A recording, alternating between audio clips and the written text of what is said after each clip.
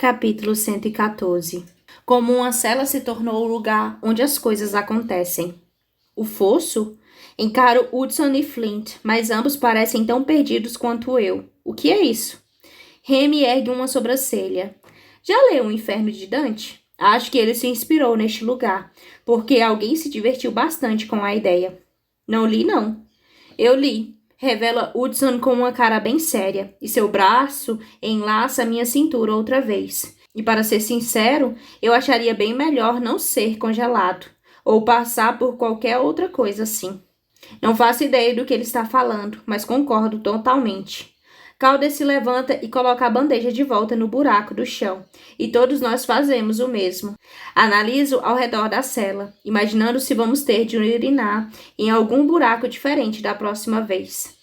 Calder deve perceber a minha expressão e adivinhar no que estou pensando, porque ela sorri e diz: o banheiro fica do outro lado, nas sombras, escondido atrás das paredes. Formo a palavra obrigada com os lábios e deixo essa informação guardada para mais tarde. Remy vai até o tubo por onde caímos e puxa a corrente presa ali na ponta. Ele a faz passar por uma roldana presa ao teto e, bem devagar, camas começam a descer pelas paredes nas posições correspondentes aos números 12, 2, 4, 6 e 8 de um relógio. Caso não queira dormir no chão, diz ele piscando o olho para mim. A cama do outro lado do tubo é a minha. Calder dorme na que fica à direita. Ah, graças a Deus, sussurro, deitando na cama que fica ao lado da de Calder. Hudson fica com a cama ao lado da minha, deixando a última para Flint, mas ele se acomoda aos pés da minha por enquanto. Mas temos que falar sobre o forjador, lembra Flint, e sei que ele está pensando que Luca é o primogênito da sua família em Katmai, e no que pode acontecer se Cyrus conseguir fazer o que deseja. Caso contrário, tudo isso aqui não vai ter adiantado nada. Você tem razão, concordo. Antes de olhar para Remy e Calder, não vamos ficar nessa prisão, e não vamos deixar Jackson sozinho, nem Katmai vulnerável aos planos de Cyrus de jeito nenhum. Como é que vamos fazer isso então? Remy e Calder trocam um olhar mais sério do que qualquer interação que eu já tenha visto nos dois. Precisamos passar pelo corredor da morte para chegar ao fosso, afirmam os dois ao mesmo tempo. E por que o prenderam no fosso? Questiono, ignorando o comentário sobre o tal corredor da morte. Achei que ele estivesse aqui como prisioneiro político, não porque era um criminoso de verdade. Ele não está no fosso porque é um cara mau, querida. Ele está no fosso porque é lá que fica a forja. A forja? Hudson pergunta. Ele ainda trabalha como forjador? Ele é o melhor forjador do mundo, explica Calder enquanto começa a desfazer a trança que passou algum tempo fazendo. Acha que eles iam deixá-lo passar o dia inteiro sentado em uma cama? Ele faz as pulseiras, comenta Remy, apontando para os nossos braços. É por isso que elas são tão eficazes. É por isso que vocês disseram que ele é um cara popular por aqui, comenta Hudson. Ele é útil, e é por isso que não vão querer que ele vá embora. Ah, certo. Bem, acho que esse problema é dos guardas deste lugar. Vocês não fazem ideia do que isso causou com a coitada da esposa dele. Eu me concentro em Remy e respiro fundo. O que é esse corredor da morte? E qual é o tamanho dele? Ele me encara com aqueles olhos que enxergam coisas demais. Olhe, meu bem, preciso admitir que adoro essa sua atitude de querer dar um jeito nas circunstâncias. É revigorante. Fico feliz em saber disso. Mas podemos, então, dar um jeito de fazer isso logo? Com toda certeza. Ele abre uma gaveta embaixo da cama e retira dali um caderno e uma caneta. Rabisca alguns desenhos rápidos e depois vem se sentar ao meu lado na cama. Com ele à minha esquerda e Flint à minha direita, estamos bem apertados ali. Assim, alinho os ombros para dar a todos um pouco mais de espaço na minha cama.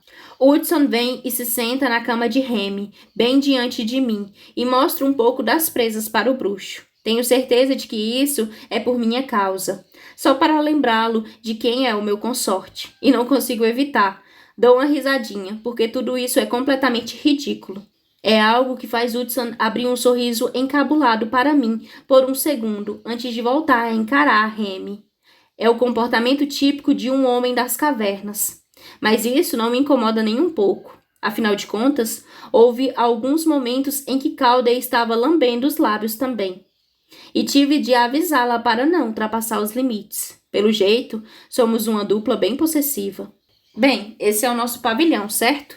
Diz ele apontando para o cordão de celas que desenhou. E este lugar aqui é algo que eles costumam chamar de câmara. Ele aponta para uma forma oval que desenhou bem no meio de duas extremidades da corrente. E o que a câmara faz? Indaga Flint. Ela faz você desejar não ter nascido. Calder está esticada em sua cama agora. A trança está desfeita e seus cabelos estão espalhados ao redor da cabeça, como se fosse uma coroa. Ela fala com um tom tranquilo, que poderia estar conversando sobre o almoço, o tempo ou 1 milhão de outros assuntos. E isso só faz o que ela disse parecer pior e ressoar ainda mais. Será que você pode ser um pouco mais específica? Insiste Flint e parece bem nervoso, mas não o culpo. Tenho certeza de que devo estar nervosa também. O rosto de Hudson, completamente sem expressão, indica que ele também está sentindo o estresse. A câmara foi construída para a reabilitação, Remy nos explica. E essa reabilitação é para que os prisioneiros aprendam uma profissão? Arrisco, ou é como acontecia na Inquisição Espanhola? Remy pensa no caso por um segundo. Eu diria que é um pouco mais dolorosa do que a Inquisição Espanhola. Quando ele diz um pouco, na verdade, é porque o lugar é muito mais doloroso, traduz Calder. Tipo, muito, mas muito mais. E temos que passar pela câmara para chegar ao fosso? Pergunto, e meu estômago se revira sem piedade agora.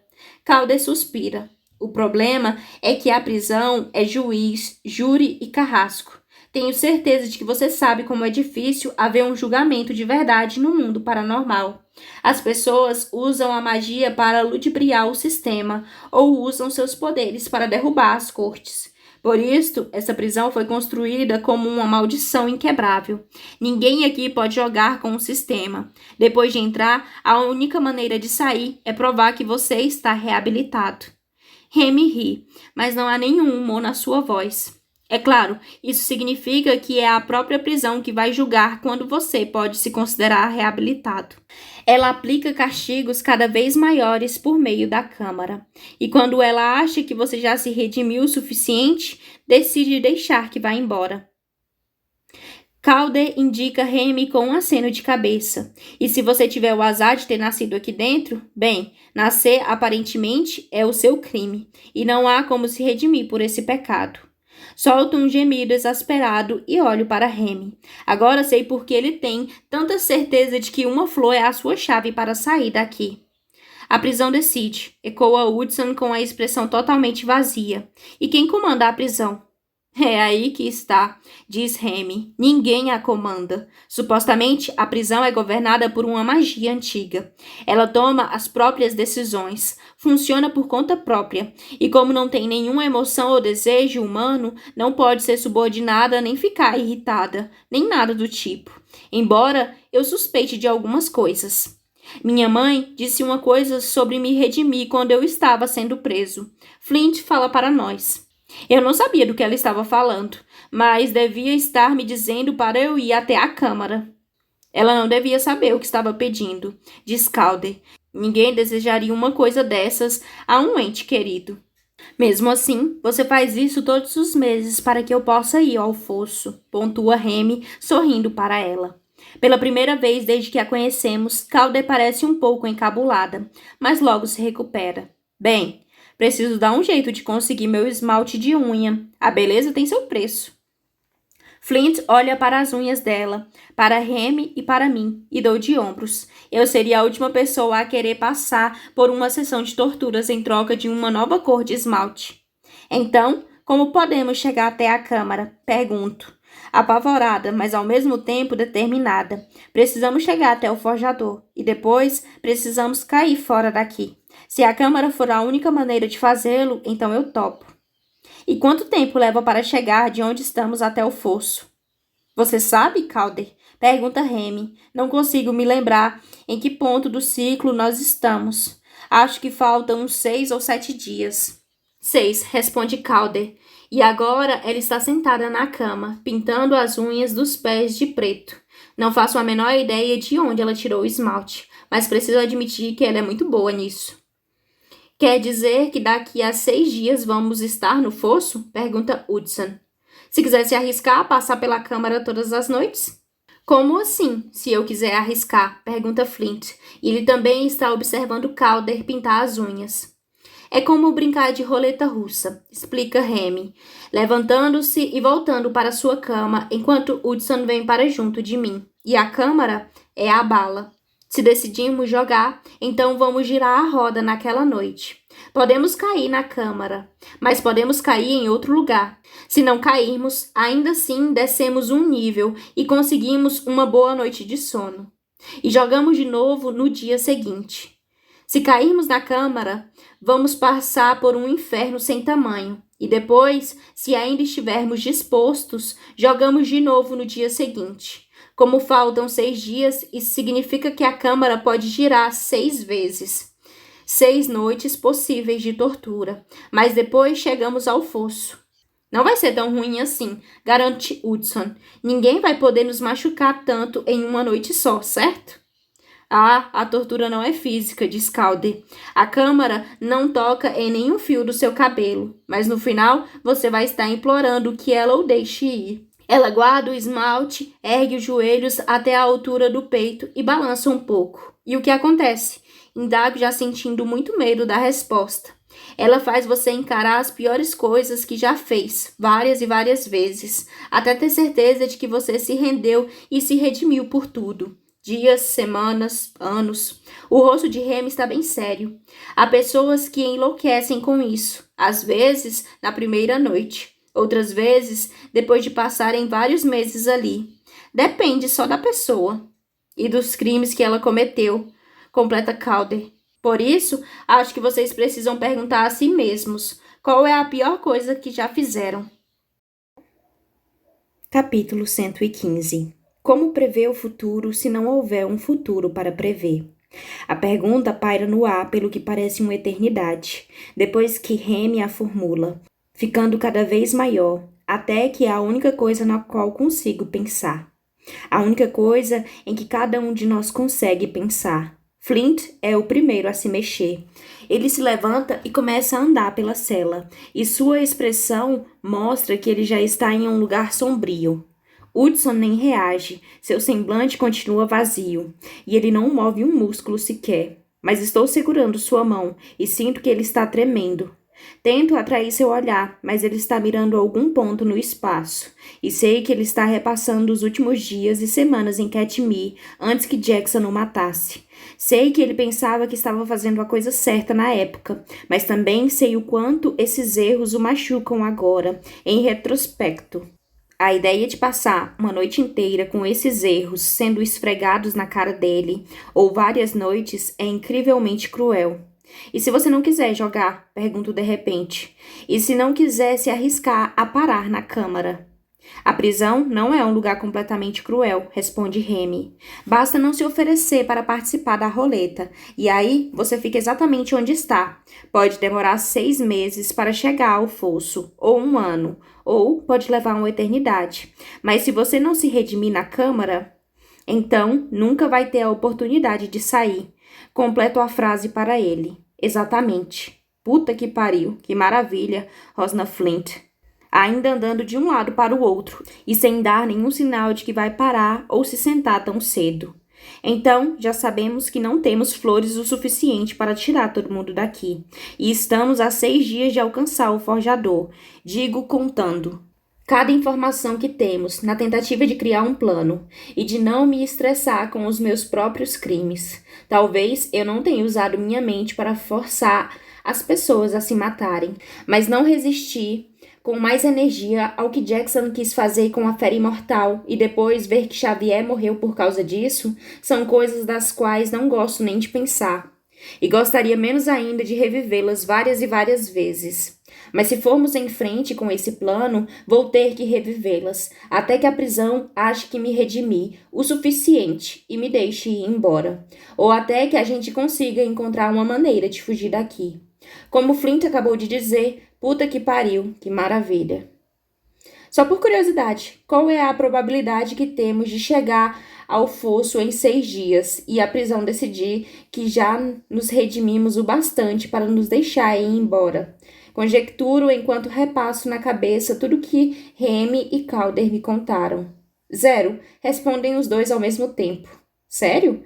Pergunto. Mesmo se formos para a câmara todas as noites, nem assim a prisão vai nos deixar sair? Não vamos cair na câmara todas as noites, Remy me responde. Nunca acontece assim.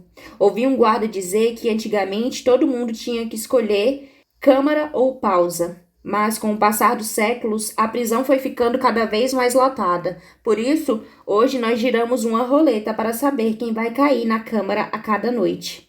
E não sei se essa é toda a história ou se é só o jeito que esta prisão do caralho foi construída. Mas essa história de redenção é uma piada. Em 17 anos, nunca vi alguém ser reabilitado por meio de tortura.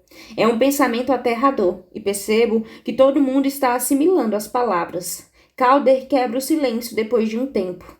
E também, se alguém cair na câmara todas as noites, ninguém é capaz de aguentar tantas vezes o que a câmara faz, especialmente em dias tão próximos. Então, nosso dever é não cair nela 6 vezes, concluo tentando passar a impressão de que estou animada. Podemos fazer isso 2 ou 3 vezes, não é? Uma vez já é o bastante para você nunca mais querer passar pela câmara, afirma Calder, e já parece estar vazia, como se ela também estivesse em algum lugar sombrio e estivesse tentando somente descobrir uma maneira de suportar as provações. Mas Remy disse que vocês dois fazem esse trajeto uma vez por mês, comento. Fazemos mesmo, concorda Remy e pisca o olho para Calder. Claro, Calder gosta muito de esmalte de unhas. Sinto vontade de perguntar se ela cheira o esmalte. Afinal, quem escolheria passar voluntariamente por uma sessão de torturas? Mas o meu estômago começa a se revirar quando outro motivo surge na minha mente. Será que o que acontece nos momentos de pausa é pior do que a câmara? A minha ansiedade começa a sair do controle. O pânico cresce dentro de mim. Eu me curvo e começo a tirar os sapatos, mas percebo que a única coisa que tenho para sentir é um metal frio e liso. Isso não vai servir para eu me acalmar. Não consigo puxar o ar dos pulmões, não consigo pensar. Tento pensar no nome das coisas nesta sala para me centrar, mas não há nada aqui. E a própria cela parece ter sido construída para me deixar ansiosa demais. Eu seguro nas cobertas, apertando-as entre os dedos para me concentrar no toque das fibras, mas os lençóis são finos e só reforçam a percepção de onde estamos. Começo a fazer uma contagem regressiva. Tenho a impressão de que o meu coração vai explodir, mas Hudson está bem ao meu lado, fazendo com que eu sinta a força na sua mão, sentindo nossos dedos roçarem uns nos outros, ajudando a descarregar essas sensações ruins com ele. O ataque ainda se estende por alguns minutos, mas ele parece saber o que deve fazer para que eu me sinta melhor. Ele não fica tentando atrair minha atenção, nem tentando falar comigo. Não faz nada além de ficar ao meu lado. Após algum tempo, enfim, consigo respirar outra vez. Desculpe, digo a ele quando finalmente me sinto normal outra vez, ou tão normal quanto posso me sentir numa situação como esta. A risada dele é sombria e é dolorosa de se escutar. Não me peça desculpas. Por isso não, nem por nada. Ele balança a cabeça com o queixo tenso. Não acredito que eu fiz isso com você. Você não fez isso comigo. Sussurro com força. Eu decidi vir. Nós temos um plano e... Você escolheu vir porque a alternativa seria tão ruim quanto. Isso não é uma escolha. Não faça isso, Hudson. Nós estamos nisso juntos desde o começo. Não mude isso agora e não tire o meu direito de decidir o que quero fazer. Sou eu quem toma as decisões da minha vida, não você, nem ninguém. No começo, ele não responde, mas em seguida ele me puxa para junto de si, até que nossos corpos ficam a poucos centímetros um do outro. Não quero que você sofra mais por minha causa, ele sussurra. Não vou... Ele para de falar com a garganta retesada. E não quero que você sofra por minha causa. Devolvo. Não quero que ninguém nessa sala sofra. Mas estamos nisso juntos, certo? Prescruto ao redor para todas as pessoas que estão ali. Todos estão se esforçando para não ouvir a nossa conversa, mas sem sucesso. Estamos nisso juntos, certo? Repito. Aconteça o que acontecer, vamos encontrar o forjador e vamos dar um jeito de sair dessa prisão. Juro que vamos. Olho para Remy. Você é capaz de ver o futuro, então me diga, o que mais você vê? Você usa a flor para sair daqui, mas o que acontece com o restante de nós? Não sei, ele admite. Como assim, não sabe? Pergunta Flint. Seus olhos verdes giram de um jeito grotesco, mas em seguida ele balança a cabeça e eles voltam ao normal. Tudo que sei é que uso a flor, por isso, ou você me dá a flor para que eu a use, ou mato você e a pego, ou você procura outra saída. Bem, são muitos ous em uma só frase, grunhe Hudson, e mais uma vez ele parece querer arrebentar a cara de Remy. Não consigo prever o futuro, a menos que ele esteja decidido, responde Remy. E no momento, o que vai acontecer com vocês está totalmente no ar.